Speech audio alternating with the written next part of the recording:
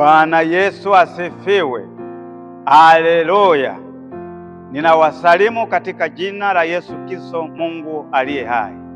Naitwa Mchungaji Daudi Maira Magolima kutoka Kanisa la Mennonite Tanzania, Dayosisi ya Mashariki, Jimbo la Kisota, kutoka Kigamboni, kata ya Mji Mwema, mtaa wa Kisota. Ndugu mpendwa, nichukue nafasi ya kukaribisha kwenye kipindi chetu kinachosema Anza na Bwana au Amka na Bwana. Kipindi kilichopita nimezungumza na wewe habari ya shughuli au utendaji wa Mungu katika wokovu. Nikasema kipengele cha kwanza ambacho Mungu anashughulika nacho ni kumfanya mwanadamu kuwa kiumbe kipya, kuwa kiumbe hai, kumfanya mwanadamu kuzaliwa upya. Lakini kipengele cha pili nikasema ni Mungu anakuhesabia haki. Maana yake Mungu anakutangaza hauna hatia. Bwana Yesu asifiwe. Kwa hiyo Mungu anapokutangaza hauna hatia, anakutoa kwenye hatia.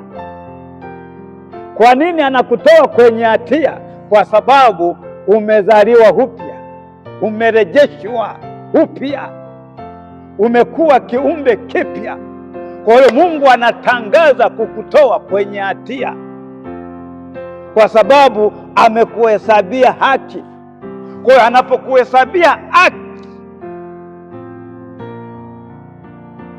anakutoa kwenye maisha ya dhambi, anakutoa kwenye lahana, anakutoa kwenye mikosi ya aina mbalimbali, anakutoa kwenye hatia. Jambo la mwisho, anakufanya kuwa mwana wake. Bwana Yesu asifiwe. Anakufanya kuwa mwana wake, anakufanya uzaliwe upya. Mungu huyu anapokufanya kuzaliwa upya, anakurejesha, anakufanya kuwa kiumbe kipya, kiumbe hai kipya, alafu anakuhesabia haki. Maana yake anakuondolea hatia, anakutoa kwenye hatia. Jambo la mwisho kwenye shughuli ya Mungu katika wokovu, anakufanya kuwa mwana wa Mungu, anakufanya kuwa mwana wa Mungu. Unakaa pamoja na Kristo, unakaa pamoja na Kristo, unakaa pamoja na Mungu. Kwa nini? Umepata nafasi ya kuitwa mwana wa Mungu, kuitwa mtoto wa Mungu. Ndugu mpendwa, kuna utofauti wa kuitwa mwana wa Mungu na kuitwa mtoto na kuitwa mtu wa Mungu. Mtu wa Mungu ni mtu yoyote yule aliyeumbwa kwa mfano wa Mungu na sura ya Mungu. Lakini mwana wa Mungu ni yule ambaye amehesabiwa haki. Amefutiwa dhambi, amefutiwa makosa, amepata kibali. Mungu anamfanya kuwa mtoto wake, anamfanya kuwa mwana wake, anamhesabia haki. Mungu anamuona jinsi anavyoishi maisha ya uaminifu. Mungu anamuona jinsi anavyotenda matendo ya haki, matendo ya uaminifu, matendo ya kweli kwenye maisha yake. Mtoto wa Mungu,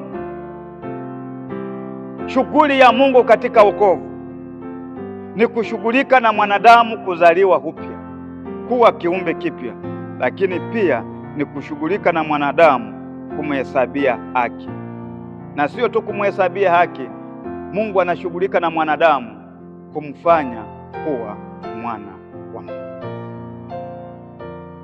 Mungu azidi kujifunua juu yetu, azidi kutupigania, azidi kututetea, azidi kuwa pamoja nasi, azidi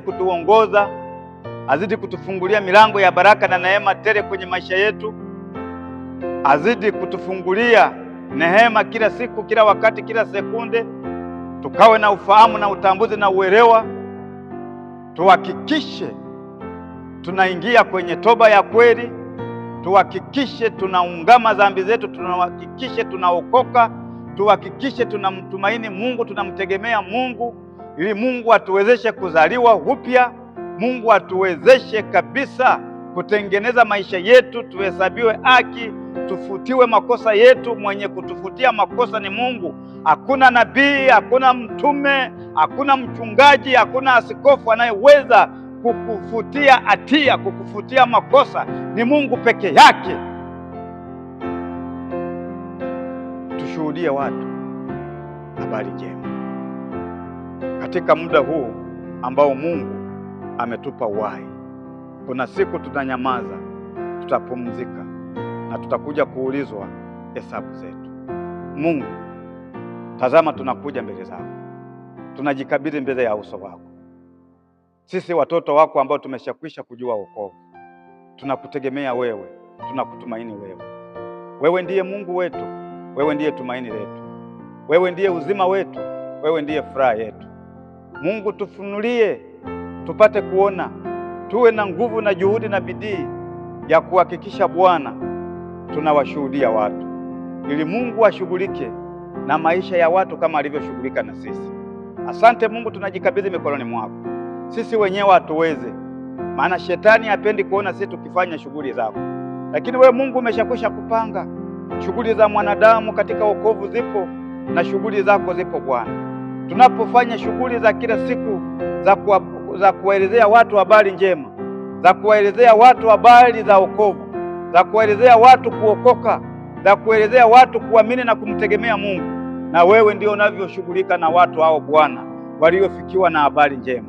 Asante Mungu, nami naomba kibali chako zaidi na zaidi, niendelee kushuhudia watu Bwana, habari za kuwaelezea, habari za kuwafundisha watu wakaamini na kukiri, wawaelezee watu habari za toba, habari za kuongoka, habari za kuamini. Katika jina la Baba na Mwana na Roho Mtakatifu, tufungulie milango ya baraka. Naomba na kushukuru. Amen.